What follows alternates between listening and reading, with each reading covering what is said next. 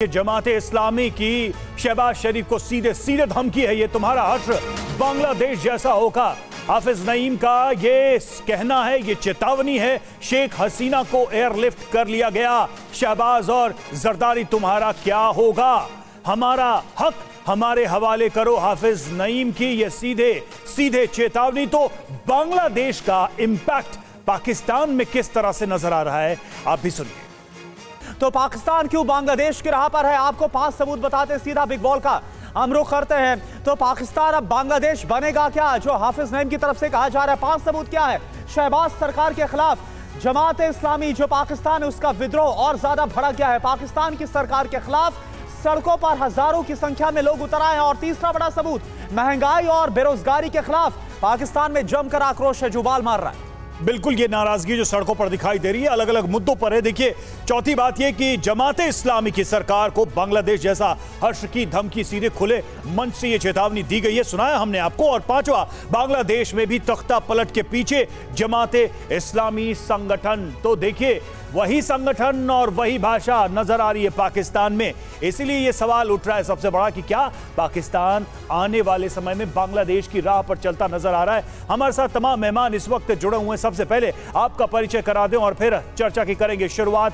अचल मल्होत्रा, पूर्व राजदूत, हमारे साथ इस वक्त जुड़े हुए। मेजर जनरल संजय सोई, रक्षा विशेषज्ञ, हमारे साथ इस वक्त जुड़े हुए। प्रोफेसर सतीश कुमार, विदेश मामलों के जानकार, हमारे साथ इस वक्त मौजूद हैं। अजीम भट्ट, पत्रकार हैं लाहौर से, वो भी हमारे साथ इस वक्त जुड़े हुए हैं। और मीर मुस्तफिजुर रहमान, पत्रकार ढाका से हमारे साथ हैं। मनीष झा भी हमारे सहयोगी जुड़े हुए हैं और सुमित चौधरी भी हमारे साथ जुड़ेंगे। लेकिन सबसे पहले हम पाकिस्तान का रुख करेंगे और अजीम भट्ट हमारे साथ लाहौर से जुड़े हुए हैं। अजीम भट्ट, जो हम सुन रहे थे और जिस तरीके से वहां के स्टेजेस से ये तकरीर की जा रही है कि कल को बांग्लादेश बन जाएगा पाकिस्तान, वहां की सरकार, वहां के लीडरान को धमकी, और यह भी कि एयरलिफ्ट होने तक का मौका नहीं मिलेगा।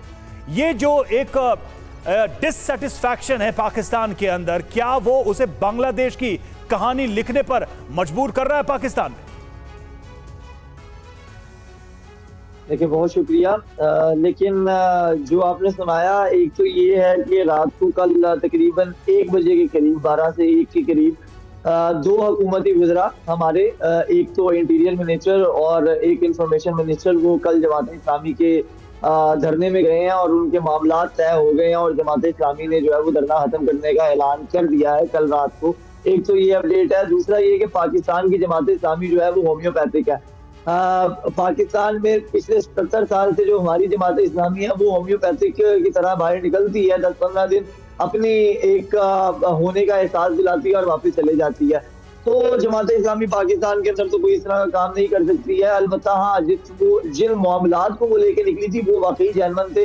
यहाँ पर महंगाई के मामलात हो, बिजली के बिलों के मामलात हो, दीगर मामलात हो, अवाम ने वाकई उनको एक सपोर्ट दी थी, क्योंकि अवाम परेशान है। और अवाम के साथ साथ अभी ऐसा नहीं है कि यहाँ पर सिर्फ लोअर तबका जो है वो परेशान हो, यहाँ पर मिडिल क्लास भी परेशान है, यहाँ पर एलीट भी परेशान है, क्योंकि बिल्स इतने ज्यादा आ रहे हैं, महंगाई इतनी ज्यादा है और बाकी दीगर चीजें भी हैं। और इंटरेस्टिंग बात यह है कि कल रात को जमात इस्लामी ने धरना खत्म करने का ऐलान किया और कल रात को हुकूमत ने 2 रुपए बिजली का यूनिट हमारा फिर महंगा कर दिया है। तो ये भी एक इंटरेस्टिंग चीज है कि पाकिस्तान में जमात इस्लामी उस तरीके से जो है वो ग्रास रूट लेवल पर मजबूत नहीं है। जहां तक बांग्लादेश की बात है, वहां पर बहुत मजबूत है।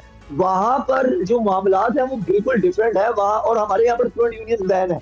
तकरीबन पिछले 20-22 साल से पाकिस्तान के अंदर स्टूडेंट यूनियंस को बैन किया गया हुआ है, जबकि बांग्लादेश के अंदर ऐसा नहीं है। बांग्लादेश में स्टूडेंट लीडर्स निकलते हैं, आपके हिंदुस्तान में भी निकलते हैं, स्टूडेंट यूनियंस हैं, ग्रास रूट लेवल पर डेमोक्रेटिक सिस्टम को वो लेके निकलते हैं, वो देखते हैं, वो एहतजाज करते हैं, वो इश्यूज पर बात करते हैं। पाकिस्तान में ऐसा नहीं है। तो पाकिस्तान में मैं ये कह सकता हूँ कि पाकिस्तान की जमात इस्लामी से तो आप बिल्कुल भी उम्मीद ना लगाएं, वो एक होम्योपैथिक है। जी ठीक है असीम भट्ट साहब, आपको यह लग रहा है कि पाकिस्तान में ऐसा होने वाला नहीं है, जैसा कि जमात इस्लामी की तरफ से चेता दिया गया, वार्न कर दिया गया शहबाज शरीफ सरकार को। लेकिन इस बीच हमारे साथ बांग्लादेश से भी वरिष्ठ पत्रकार हैं मीर मुस्तफिजुर साहब हमारे साथ जुड़े हुए हैं। मीर साहब, सवाल मेरा तो पहला आपसे यह है कि देखिए, मोहम्मद यूनुस ने बाकायदा वहां पर जो सरकार की अंतरिम सरकार की कमान है वो संभाली। तो पहले तो आप ये बताइए कि वहां पर क्या हालात हैं, क्योंकि हम ये देख पा रहे हैं कि यूनुस तो आ चुके हैं लेकिन इसके बावजूद हिंसा का, विद्रोह का दौर थमने का नाम नहीं ले रहा।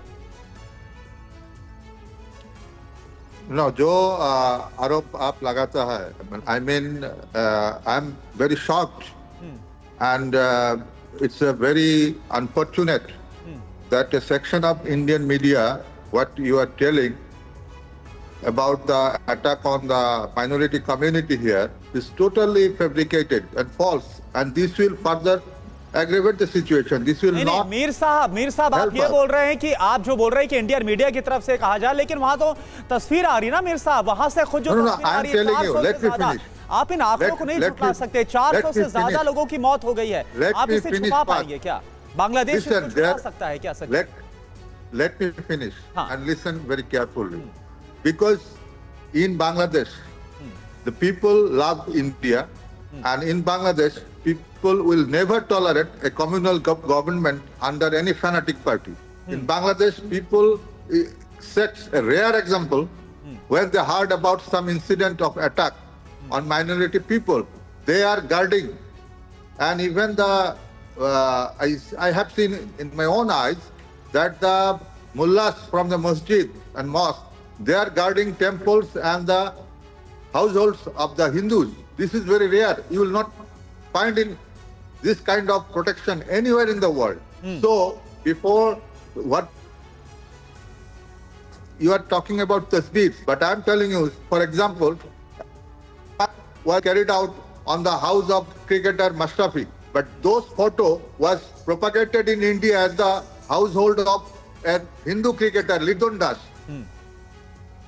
So this is very unfortunate. I am telling you, Bangladeshi people will never tolerate any kind of communal attack or fanaticism, and they will never accept any fanatic government. But you have enmity with Pakistan. Don't involve us in your enmity or in your tension. What the Jamaat-e-Islami in Pakistan, they are trying to tell, that is their own affair. We don't love any fanatic element. Be sure. It's fine. It's fine. You have a different perspective, but you have a different perspective. But there are incidents, there are pictures, there are several examples which are saying that still things are not under control in the Bangladesh Authority or the Bangladeshi army. So that's why we are asking this question.